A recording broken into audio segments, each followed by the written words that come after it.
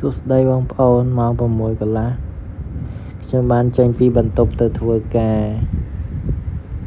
នេះតាមផ្លូវខ្ញុំទៅធ្វើការចេញពីផ្ទះទៅហើយបងប្អូនជិះតាមក្រួយវត្តទឹកថ្លាហើយនេះទៅ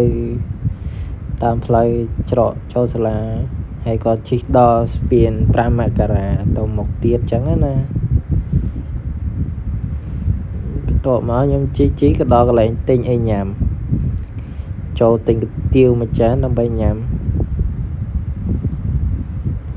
ព្រោះកន្លែងធ្វើការយើងចូលម៉ោង 7ទិញហើយខ្ញុំក៏បន្តដំណើរទៅមុខទៀតជាមួយម៉ូតូ013ដល់កញ្ចាស់មួយហ្នឹងដើម្បីឆ្ពោះទៅកន្លែងធ្វើការខ្ញុំបានដេរវាហើយក៏ជិះដំណើរទៅព្រោះថាចិត្តដល់ម៉ោងចូលធ្វើការហើយ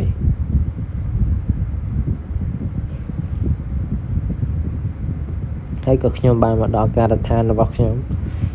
ជាកន្លែងហើយមុននឹងចូលធ្វើការយើងត្រូវគោរពច្បាប់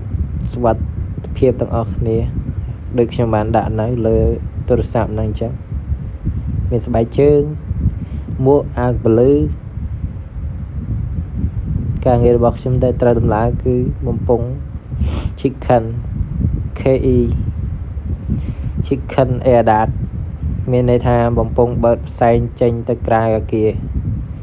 ដើម្បីកុំឲ្យមានផ្សែងនៅក្នុងបរិវេណក្នុងអាគារអញ្ចឹងណាវាស្រោបបាញ់ចេញទៅតាមហោជាងដែលយើងបានធ្វើក៏ដល់ម៉ោងសម្រាប់តបមកខ្ញុំក៏មកផ្ទះ